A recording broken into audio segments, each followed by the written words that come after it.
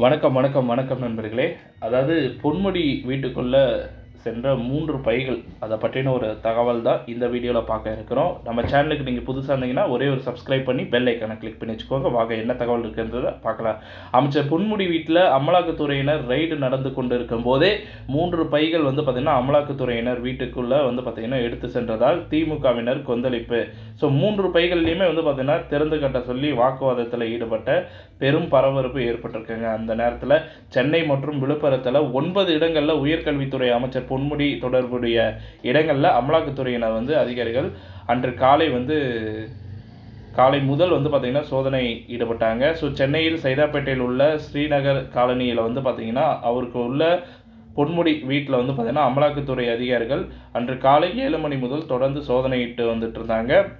So விழுப்புரத்தில் கிழக்கு சண்முகபுரத்தில் உள்ள அமைச்சர் பொன்முடி வீட்டில் பார்த்திங்கன்னா அமலாக்கத்துறை அதிகாரிகள் அன்று காலை 8 மணி முதல் தீவிரமாக சோதனையில் ஈடுபட்டாங்க. பொன்முடியின் வீட்டில் பார்த்திங்கன்னா உள்ளே இருக்கிற பீரோ மற்றும் லாக்கரின் சாவி இல்லாததால் பார்த்திங்கன்னா பெரும் பரபரப்பு அங்கே ஏற்பட்டது. ஸோ நீண்ட நேரம் அதிகாரிகள் காத்திருந்தனர். பீரோ சாவி இல்லை என்று அமைச்சர் பொன்முடி உதவியாளர் தெரிவித்த நிலையில் சல்லடை போட்டு தொலைவினாங்க. பட் இருந்தாலுமே சாவி கிடைக்கல.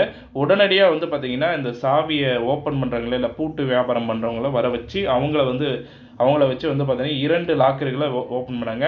அதில் பார்த்திங்கன்னா பல லட்சம் ரூபாய் மதிப்பிலான பணங்களையும் பல லட்சம் மதிப்பிலான டாலர்ஸையும் பார்த்திங்கன்னா பறிமுதல் செஞ்சுருக்கிறாங்க. அது மட்டும் இல்லாமல் ஏகப்பட்ட டாக்குமெண்ட்ஸ் எல்லாமே பறிமுதல் செஞ்சுருக்கிறாங்க.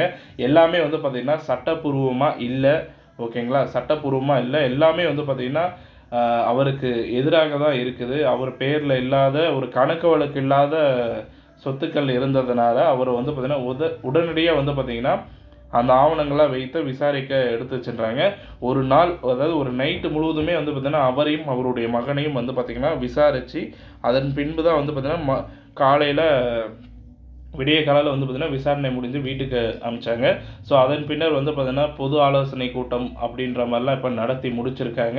ஸோ அதுக்கு அடுத்து என்ன நடக்க போகுது அப்படின்றத பார்க்கலாம். ஆனால் அந்த 3வது லாக்கர் பார்த்திங்கன்னா ஓப்பன் செய்யலை. ஏன்னா அந்த லாக்கர் ஓப்பன் பண்ண முடியல அப்படின்ட்டாங்க.